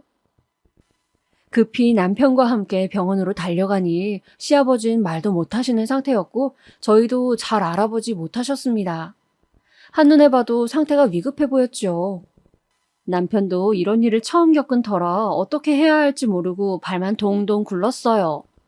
게다가 시어머니께서 홀로 중풍 환자인 아버님을 간호하셔야 하는 상황이었는데 그게 만만치 않을 것 같다는 생각도 들었습니다. 정말 저 양반 젊었을 땐 온 사방으로 바람펴 나 지질이 고생시키더니 이제는 중풍이 웬 말이라니. 아이고. 시어머니는 사람 많은 병실에서 그렇게 곡소리를 내며 엉엉 우셨습니다. 사실 저 역시 주변 어르신들이 중풍으로 고생하다 돌아가신 적이 있었기에 환자도 주변 사람들도 얼마나 힘든 일인가는 알고 있었어요. 집안에 아픈 사람이 한 명 있으면 환자뿐 아니라 간호하는 사람에게도 힘듦이 전염되기 마련이니까요. 집안 분위기 어두워지는 건 말할 것도 없고요. 거기다 가정의 생계까지 책임져야 하는 시어머니 입장으로선 더욱 부담스러운 일이 아닐 수 없었습니다. 역시나 저희가 종종 찾아뵐 때마다 시어머니는 어째 점점 더 늙어가시는 듯 했어요. 눈가에 주름이 많아지고 기력도 없어지시는 것 같았죠. 엄마 괜찮아? 아버지 병원에 맡길까? 이런 시어머니를 지켜보다 걱정이 된 남편이 그리 물으면 그저 고개를 저으며 나랑 살부비고 살던 양반인데 내가 책임져야지. 괜히 병원에 보냈다 하늘 가면 나를 얼마나 원망할꼬. 하며 힘없이 말씀하시곤 했어요. 그러면서도 가끔은 누워 계신 채 말도 못하시고 그저 벽만 쳐다보는 시아버지를 보며 한탄을 하기도 했어요. 당신 나를 얼마나 고생시킬 거예요? 나 지금 관절이 쑤시고 안 아픈 데가 없어요. 당신 똥오줌 받아내는 것도 이젠 한계라고요. 그런 시어머니가 안쓰럽게 여겨지지 않았다면 거짓말이에요. 저에게 하던 잔소리 횟수마저 없어지고 그저 사람이 시들시들 기력을 잃어가는데 무슨 방도라도 찾아드리면 좋겠다만 그럴 수도 없었습니다. 남편은 남편대로 그저 자기 엄마 원하는 대로 냅두자고 하고요. 그 시기 사실상 남편은 자기 부모님 일은 신경도 못 쓸 만큼 바쁘긴 했습니다. 회사를 나와 친한 동료와 함께 사업을 시작했는데 그게 많은 투자를 받고 시작하는 사업이라 절대 실패해선 안 된다고 하더라고요. 저야 사업에 대해 아는 바가 없다지만 옆에서 봐도 그 압박이 만만치 않게 큰 것 같이 보였습니다. 남편은 잠도 제대로 못 자고 끙끙 앓았으니까요. 허나 그런 와중에 좋은 일과 나쁜 일 두 가지 일이 동시에 생기고 말았는데요. 먼저 좋은 일은 제 뱃속에 아이가 들어선 것이었습니다. 남편과 아이를 계획하긴 했지만 생각보다 빨리 들어선 터라 당황스럽기도 하고 제 안에 생명이 들어섰다는 사실이 신기하기도 놀랍기도 했습니다. 아이가 생기자 남편도 너무나 기뻐했고 친정 부모님께서도 각별히 몸조심하라며 안부 전화를 넣어주셨죠. 특히 임신 초기에는 애가 떨어질 수도 있으니까 조심해야 한다. 알았지? 알겠어요, 엄마. 저희 친정엄마께선 한번 유산의 아픔을 겪어보신 분이라 제게 특별히 더 몸을 조심할 것을 강조하셨습니다. 허나 집안에 이런 경사가 생긴 지 얼마 되지 않아 너무나 예기치 못한 소식을 듣고 말았어요. 네? 아빠가요? 알겠습니다. 지금 갈게요. 여보, 왜 그래? 그게... 바로 시아버지의 부고 소식이었죠. 장례식 날의 분위기는 그야말로 새카만 먹구름처럼 어두웠습니다. 시어머니는 제대로 일어나시지도 못하며 땅을 치고 우셨고 시골 어르신들 역시 시아버지의 죽음을 안타깝게 여기셨어요. 젊은 사람이 같다면서 한순간에 남편 잃고 홀로 된 시어머니의 처지를 안쓰러워하셨습니다. 그런 시어머니를 장례식 내내 보필한 건 며느리인 저였어요. 다른 자식들도 있긴 했지만 시부모님과 젊었을 적부터 사이가 좋지 않아 인연 끊은 자식들도 덜어 있었고 어쩐지 다들 시어머니의 아픔엔 무관심해 보였어요. 결국 며느리인 제가 시어머니를 옆에서 챙길 수밖에 없었죠. 나중엔 남편마저 장례가 끝나고 이런 말을 하더라고요. 참, 우리 형들도 비정해. 뭐가? 아버지 장례식인데도 저렇게 얼굴 빼꼼 내비치고 가버리잖아. 아무리 인연 끊었다 치지만 진짜 이러는 법이 어딨어? 인간 같지도 않은 것들. 남편은 짐승만도 못한 인간들이라며 분개했어요. 시어머니 역시 자식들이 그리 나오니 내색하진 않았지만 엎친 데 덮친 격 그 상심도 크신 것 같았어요. 장례가 끝나고 시아버지를 완전히 보내드리고 난 뒤엔 시어머니를 집까지 모셔다 드렸지만 가는 동안에도 아무 말 안 하셨고 도착하신 후에도 그저 묵묵히 하늘만 바라보실 뿐이어서 조금 걱정이 되더라고요. 어머님 괜찮으세요? 됐다. 이제 가라. 나 혼자 있으련다. 그래도 엄마 같이 있어야지. 나도 회사 잠깐 안 나가도 돼. 가라니까 귀찮다. 가라 제발. 혼자 있고 싶다. 시어머님께서 그리 혼자 있을 수 있다고 가라 하니 저희 부부도 어쩔 수 없이 심란한 얼굴로 돌아왔어요. 가끔씩 남편은 시어머니를 걱정하여 주말에 저와 함께 댁에 다녀오자고 할 때가 있었고 그럴 때면 저도 기꺼이 따라 나섰지만 시어머니는 그대로였습니다. 갈 때마다 왜 왔냔 반응이었죠. 그렇게 저는 애를 품은 채 태교를 하고 남편은 남편대로 바쁜 나날을 보내던 무렵이었습니다. 그러던 어느 날 장을 본 사이 저희에게 연락이 와 있었습니다. 전화를 받아보니 시골 이장님이셨어요. 이장님께서는 다급한 말투로 얼른 여기로 와봐야겠다라고 말씀하셨어요. 무슨 일인데 그러세요? 그게 말이야. 자네 시어머니께서 오늘 아침에 농약 먹으려던 걸 발견해서 지금 내가 옆에 있는 중이라네. 혹시나 허튼 짓 할까 싶어서 말이야. 네? 어머님께서 농약을요? 네, 시어머니께서 바로 농약을 먹으시려 했다는 거예요.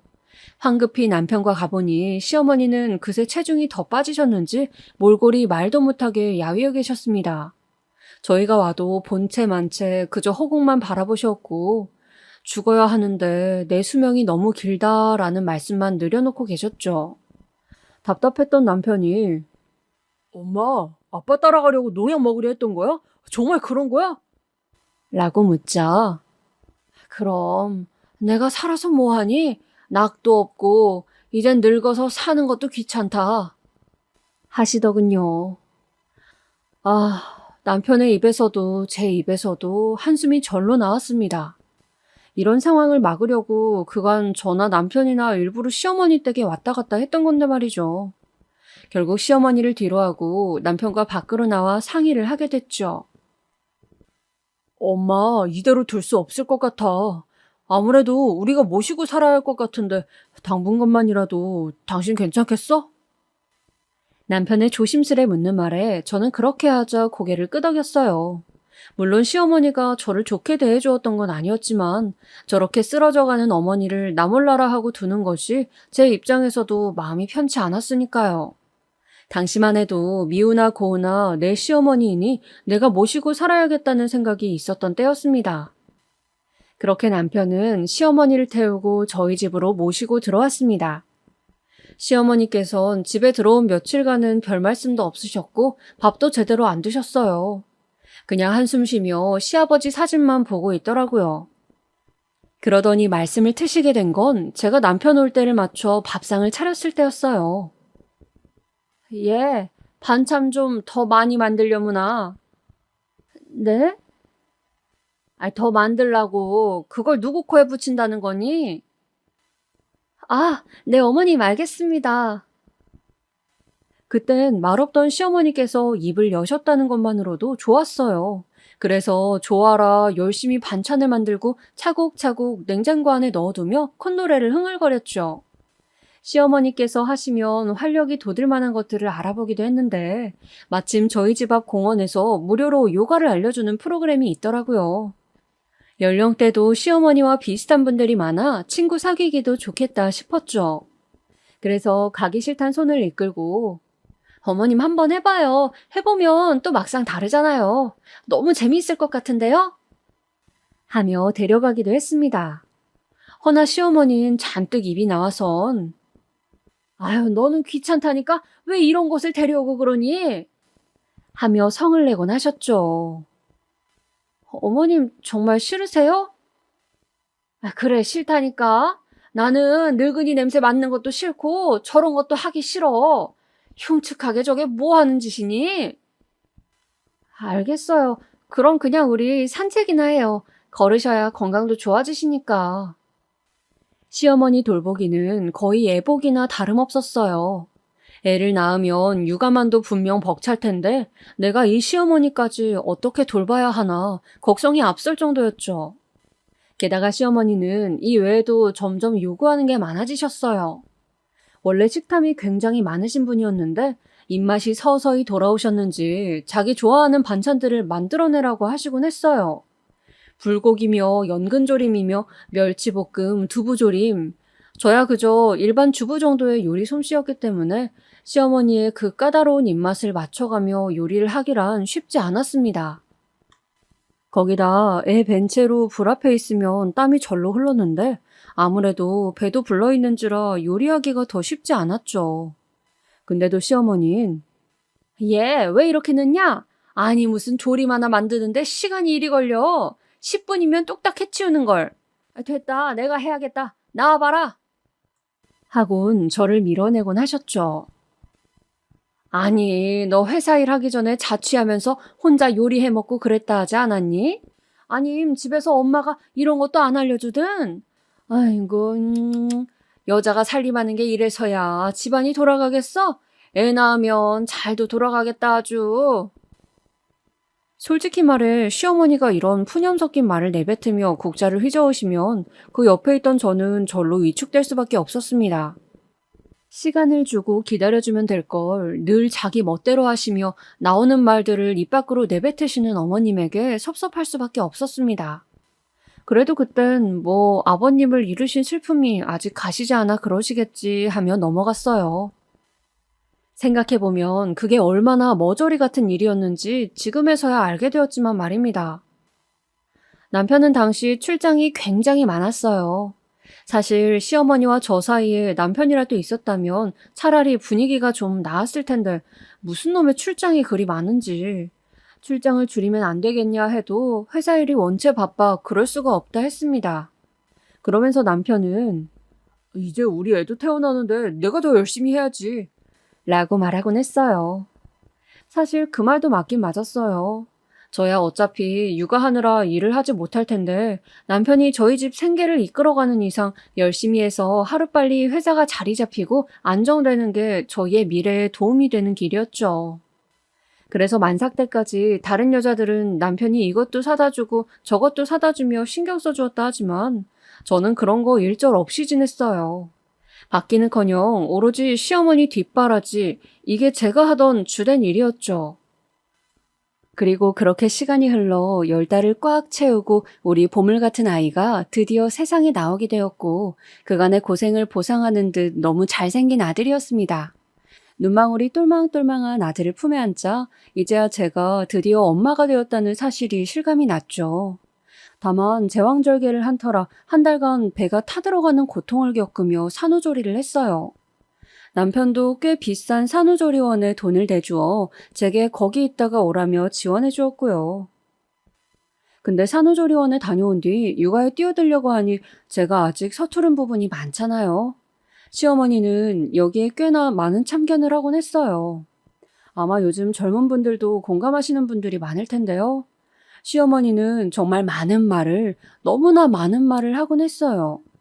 모유 수유 꼭 해라, 분유 먹이지 말아라, 애 손발 차더라, 이유식은 꼭 네가 다 해먹여라, 공갈 젖꼭지 물리지 말아라, 편식하는 버릇 고쳐야 하니 밥상 앞에서 매를 꼭 들어라. 이루 말할 수도 없을 정도로 많았는데요. 오죽하면 그 잔소리에 지쳐 다시 시어머니가 우울했을 적이 그립기도 했을 정도였습니다. 이런 말씀드리면 제가 나쁜 며느리인 줄 아는데요. 그 정도로 시어머니의 잔소리는 상상 초월이었습니다.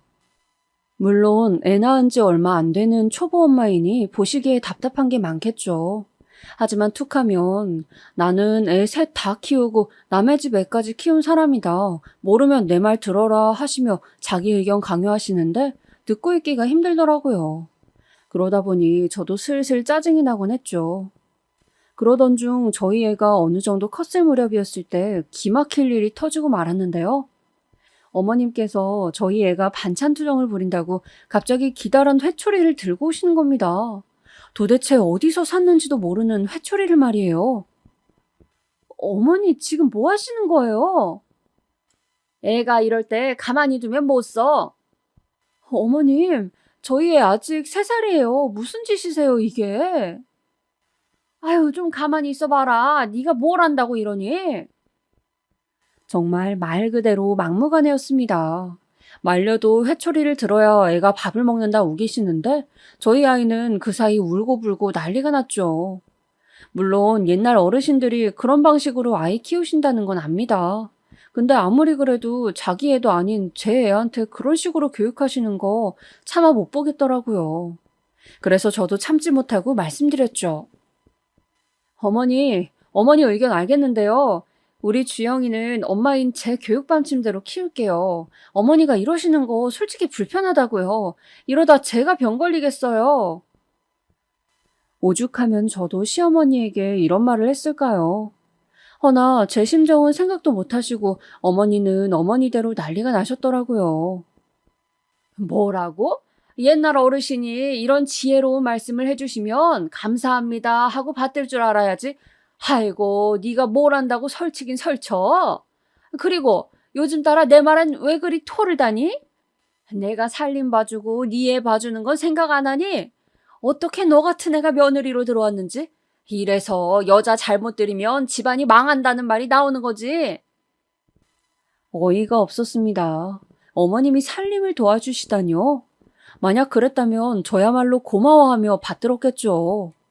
말씀드렸지만 어머님의 음식 입맛 맞추려고 꼬박 4시간도 서서 음식했던 사람이 저입니다. 근데도 그런 건 하나도 몰라주시고 자기 말을 그저 듣지 않았다며 제게 큰 소리 치시는데 정말 울분이 터지더라고요. 그 순간 저도 화가 나 버럭버럭 소리를 치고 말았죠. 어머님 제발 저 좀 그만 괴롭히세요. 저도 지친다고요. 육아 스트레스에 시어머니 스트레스에 이 일을 중재해주지 못하고 밖으로 놔두는 남편에 아마 모든 것이 참다 폭발한 것 같았어요. 저도 모르게 눈물이 나와 울고 있으니 아이는 저에게 다가와 손을 잡아주려 하는데 그걸 보자니 마음이 또 서글퍼지더라고요. 하지만 시어머니는 엉엉 울고 있는 저를 보더니 아이고 지랄났어.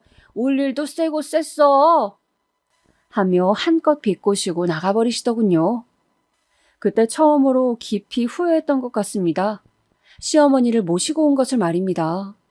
처음부터 집에 모시고 오지 않았다면 이런 일도 없었을 텐데 그리고 저는 그날 남편에게 출장 취소하고 집에 오라는 말을 남긴 뒤 진지하게 방 안에서 이야기를 나누었습니다. 나 이대로는 어머니랑 같이 못 살겠어. 왜 또? 왜 또라니? 당신 어머님 정말 비위 맞추기 어려운 분이야. 당신은 자식이라 모르지? 내가 지금 어떻게 살고 있는지 알아? 우리 애 육아하기도 바빠 죽겠는데 어머님까지 옆에서 아이 마냥 떼쓰고 잔소리하고 이러다 내가 병 걸려 죽겠다고. 아유, 알았으니까 그만하자. 내가 엄마한테 얘기할게. 미안해, 일하느라 신경 못 써줘서. 남편이 그날 저를 많이 달래주어 화가 조금 풀리긴 했다만 시어머니는 소용이 없었어요. 남편이 이야기하긴 했습니다. 애 엄마한테 잔소리 그만하시고 잘 지내보라고요. 자기 나름대로는 경치 좋은 곳에 어머니를 모시고 가 좋게 대화를 잘 끝냈다고 하는데 어머니는 변한 게 없었습니다. 남편이 중재를 못했던 거죠. 그렇게 남편 없이 시어머니와 단둘이 사는 그런 살얼음판 같은 나날이 이어졌습니다. 그리고 시간이 지나다 보니 저도 어머니 쪽으로만 신경 쓰지 않고 서로 말없이 지내게 되었죠. 그게 더 마음이 편하기도 했고요. 아이가 조금 더 크자 저는 아이를 어린이집에 보내고 이제는 일을 하기 위해 일자리를 알아보게 되었습니다. 지금이야 남편 벌이로도 충분하긴 했지만 애가 크면 그에 맞는 돈이 또 들어갈 거고 아무래도 제가 일하는 게 더 안정감이 있겠더라고요. 그래서 여기저기 일을 알아보는데 갑자기 시어머니께서 저녁을 먹고 나선 저를 불러 앉히시더니 이런 말씀을 하시더라고요. 너 그거 일 알아보는 거 하지 말아라. 네? 그게 무슨 말씀이세요? 나보고 애 보란 소리 아니냐? 너 직장 나가면 애는 누가 보라고 그러는 거니? 어머님, 저 오전에 하는 일로만 알아보고 있어요. 그 시간에 아이는 어린이집 보낼 거고요. 예, 어린이집을 무슨 벌써부터 보내려 한다니? 너 편하려고 애를 희생시켜야겠니? 어머님, 무슨 희생이에요? 무슨 그런 말씀을 하세요? 아무튼 나는 애 안 본다. 그것만 알아둬라. 허리 아파. 애 볼 여력 없어. 기가 찼죠. 이 집에 사시면서 하는 일이라곤 그저 먹고 자고 가끔씩 친구들 불러들여 노는 것뿐인데 그래놓고 자신은 애 못 본다고 선언부터 하시니 말입니다. 허나 어쨌든 저도 불안하게 제 애를 시어머니에게 맡길 생각은 하지 않았으니 계속해서 일자리를 알아보았습니다. 그리고 근처 순댓국집에 아르바이트생으로 취직했어요. 저녁 손님이 많지 점심에는 그닥 손님이 많지 않아 일하기도 편했고 같이 일하시는 이모들도 좋아 나름 만족하며 일을 했던 것 같아요. 벌이는 얼마 되지 않지만 그래도 오랜만에 제 스스로 번 돈이라는 것에 뿌듯함도 느끼고 있었고요. 돈이 있으면 이 돈으로 아이 간식 하나 더 사줄 수 있고 커피점에 가 마시는 커피도 죄책감 없이 사 마실 수 있으니 더할 나위 없이 좋았죠. 그러던 중 저도 참지 못할 일이 터지고 말았는데요. 바로 제가 일하던 식당 유리창 너머로 충격적인 광경을 목격하고 말았습니다. 그날은 제가 저녁에 일하시는 이모와 시간을 바꾸어 일하던 날이었습니다. 이모님께서 딸이 아프다고 하셔서 바꿔드리고 오전부터 저녁까지 일을 하고 있었죠. 그 때문에 어쩔 수 없이 시어머니의 온갖 구박을 들으며 아이를 맡겨야 했지만 식당에 와선 아무렇지 않은 얼굴로 웃으며 일을 하고 있었죠. 그날따라 손님이 많아 정신없이 바쁘게 몸을 움직였던 것 같아요. 그러다 손님들이 빠져나갔을 때 짬을 내어 잠시 쉬고 있는데 낯익은 얼굴의 사람이 여자의 허리에 손을 두르고 걸어가고 있더라고요. 둘은 무척이나 익숙하게 스킨십을 하고 있었고 저는 멍하니 그걸 쳐다볼 수밖에 없었어요. 그리고 마침내 낯이 익은 얼굴의 눈동자가 제 눈동자와 마주친 순간 허둥지둥 놀라며 여자를 밀쳐내더군요. 여보. 뭐야 이 여자? 그게 있잖아. 당신이 오해하는 그런 사이 아니고 아는 동생이야. 바람 피고 있었어? 너무 화가 나 몸이 부르르 떨렸습니다. 그 순간에도 치졸하게 바람 피는 거 아니었다고 아는 동생이라고 둘러대는 남편에게 이루 말할 수 없는 배신감이 들었죠. 집에 맡겨진 아이 얼굴이 생각나면서 급기야 화가 폭발해 남편 놈의 멱살을 붙잡았습니다. 사람들이 지나다니는 길거리에서 어떻게 네가 나한테 이럴 수 있냐고 고래고래 소리를 질렀습니다. 나는 당신 어머님 모시고 독방 육아하면서 단 한 번도 당신이 바람피고 있다는 상상조차 하지 못했어. 우리 성실한 남편, 가정 위에 열심히 돈 벌고 있으니 나도 돈 벌어야지 그 생각하고 있었다고. 근데 어떻게 이럴 수가 있어? 당신이 그러고도 사람이야? 네가 사람이야? 저는 그대로 길거리에 주저앉아 통곡했어요. 그 상황이 되니 사람들 시선이고 뭐고 보이지 않더라고요. 그저 흘러가 버린 내 청춘, 내 세월만이 떠오르며 그 지난 시간이 모두 후회와 자책으로 범벅되었습니다. 그런데 그때 결정적으로 남편의 상간녀가 던진 말은 저를 또 다른 구렁텅이로 빠뜨렸어요. 언니, 이 오빠한테 왜 이렇게 집착해요? 이 오빠 우리 가게 VIP예요. 만나는 여자가 나 하나만은 아닐 텐데요. 너 무슨 소리 하는 거야? 조용히 안 해? 왜? 나보고 아는 동생이라며? 아는 동생이 충고 좀 해주는 거야. 언니가 불쌍하니까 말해주는 거라고. 언니, 이 남자 바람핀 지 5년은 좋게 넘었어요. 가정 등진 지 오래라고요. 남편이 아는 동생이라 하자 거기에 열받았는지 상간녀는 폭로전을 펼쳤고 그 목소리는 그대로 제 귀에 꽂혀 들어왔어요. 그리고 저는 그 즉시 남편의 뺨을 날려버렸고요. 너 같은 자식을 내가 남편으로 생각하고 둔 게 한이다. 이혼해. 남편은 몇 날 며칠 저를 붙잡고 설득하려 했습니다. 바람핀 남자들 걸리면 용서 비는 그 특유의 수법 있잖아요. 이젠 절대 안 피겠다. 우리 애라도 생각해달라. 뭐 그런 것들 말이에요. 근데 오히려 저는 남편이 글이 나오자 더 역겨웠습니다. 그래서 친정 부모님께 알리고 바로 이혼 소송에 들어가려고 했죠. 근데 여기서 한몫한 게 바로 시어머니였습니다. 시어머니는 제가 아이 없고 친정에 가려 하자 저를 붙잡더라고요. 처음에 저는 당연히 회유하려는 거라고 생각했습니다. 근데 아니더라고요. 너 꼭 그렇게까지 해야겠니? 이혼 소송 말인가요? 네가 뭐 잘한 게 있니? 너도 잘한 거 없잖니? 그러니 남편 관리 잘했어야지. 남자들은 원래 그런 거다. 여자들이 관리 못하면 한눈 판다고. 지금 어머님 무슨 말씀을 하시는 거예요? 제가 그러니까 남편 바람피게 만든 장본인이라고요? 애 낳고 축 늘어진 몸으로 남편 맞이하고 있으니 걔가 널 여자로 볼 일이 있겠니? 내가 내 아들이라도 그랬겠다. 네가 소송까지 간다니까 하는 말이다. 괜히 소송이니 뭐니 일 복잡하게 만들지 말고 너 잘못도 있으니 인정하고 합의해라. 아마도 시어머니는 제가 이혼 소송에서 위자료 재산 분할이라도 많이 챙겨올까봐 그게 걱정이 되셨나 봅니다. 그러니 저러셨겠죠. 원래 제 성질 같았으면 집안을 뒤집어 엎든 한마디 아닌 10마디라도 했겠지만 왜인지 그 순간엔 마음이 차분해지면서 그러고 싶지가 않더라고요. 어차피 이제 시어머니도 아닌 남에게 감정 소모하고 싶진 않았달까요? 그래서 조용히 애를 데리고 집을 나와버렸습니다. 친정에 있는 동안은 마음을 많이 정리하려고 노력했던 것 같아요.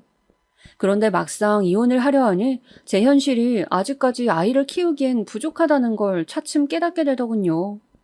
모아놓은 돈도 한 푼 없는 데다 제 힘으로 어린애를 돌보기엔 아직 부족했습니다.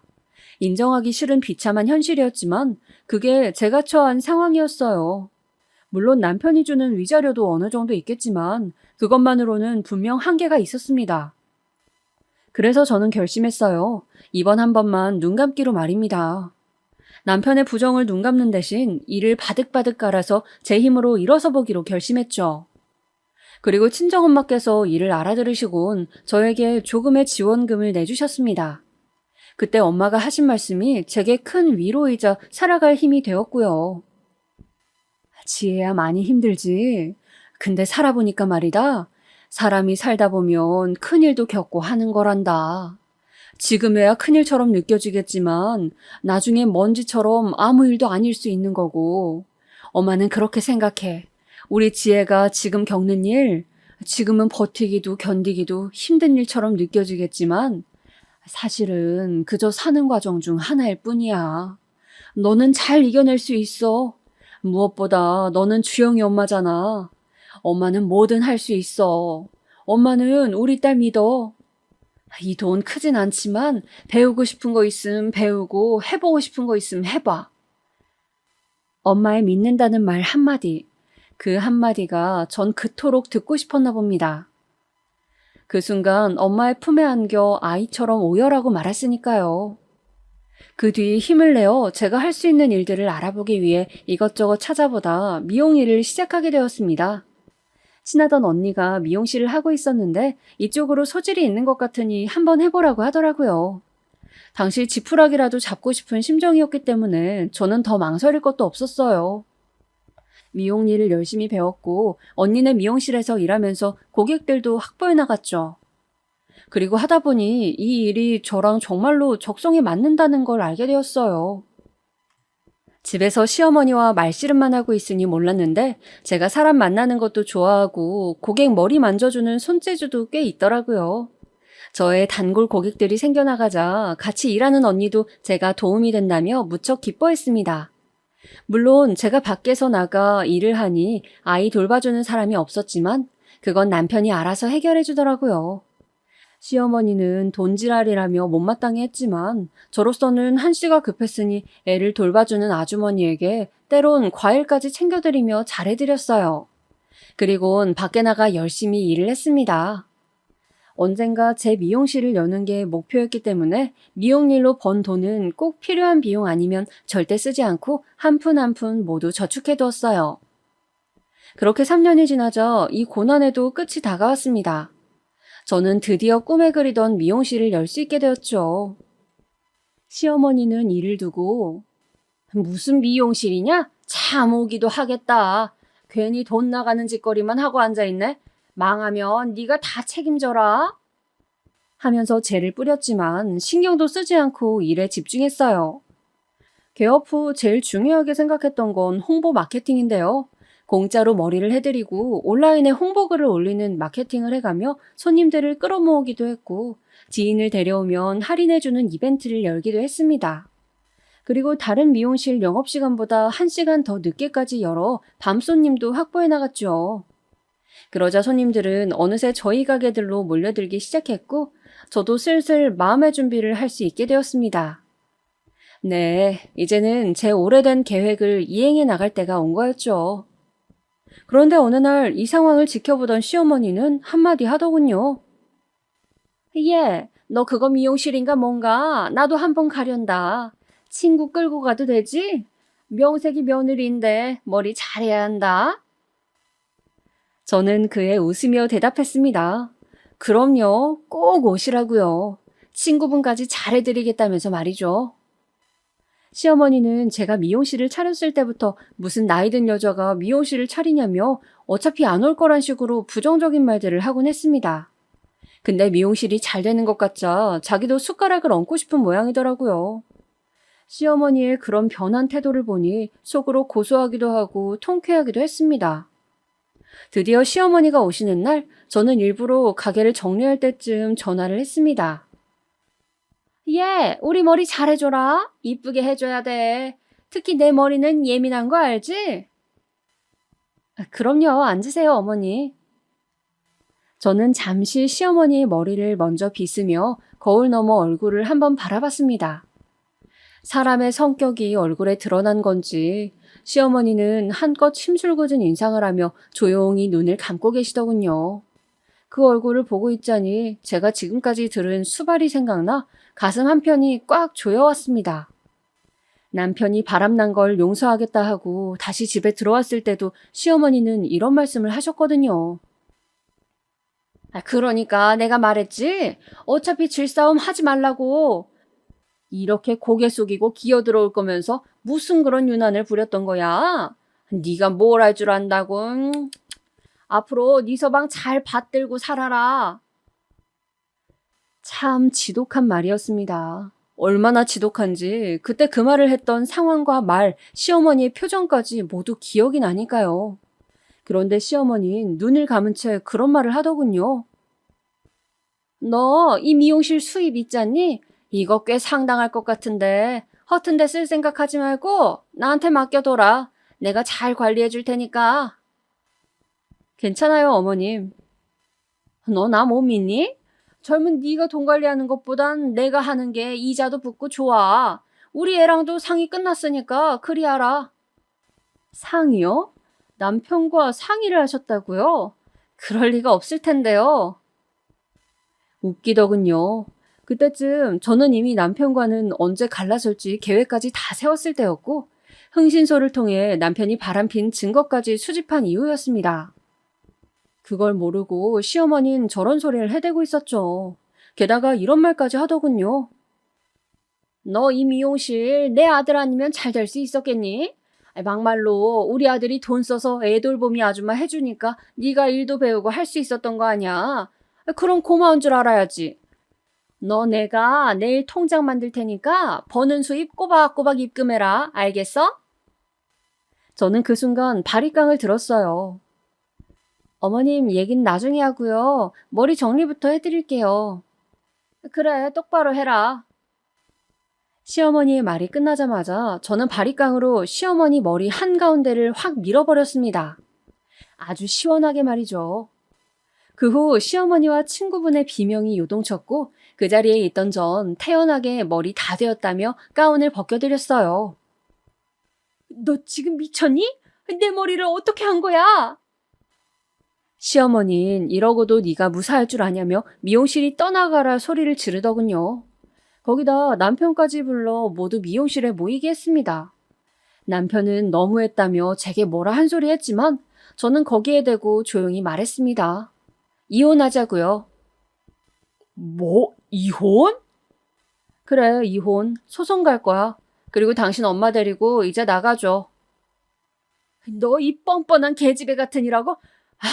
우리 아들 등골 빨아먹으며 차린 미용실 잘 되니까 이제 내쫓겠다? 너 미쳤니? 뻔뻔한 건 아줌마죠. 바람핀 아들내미 두둔하는 것도 모자라 하나뿐인 며느리 가정부 노릇 시키고 그만치 구박하셨으면 충분하지 않으셨어요? 제 입에서 더 험악한 소리 나오기 전에 이제 나가시라고요, 아줌마. 시어머니는 기가 차 말도 내뱉지 못했어요. 그렇게 저는 남편과 이혼하게 되었고 위자료에 양육권까지 얻은 후 지금은 아이와 잘 살고 있습니다. 물론 워킹맘으로 사는 게 가끔은 힘들기도 하지만 지옥 같던 결혼 시절을 생각하면 일할 수 있는 지금이 제겐 너무나 행복한 시기입니다. 지루하셨을 제 이야기 여기까지 들어주셔서 너무 감사드리고요. 여러분들께서도 본인의 삶 자유롭게 선택하시고 마음껏 행복하셨으면 합니다. 그럼 이만 글을 줄일게요.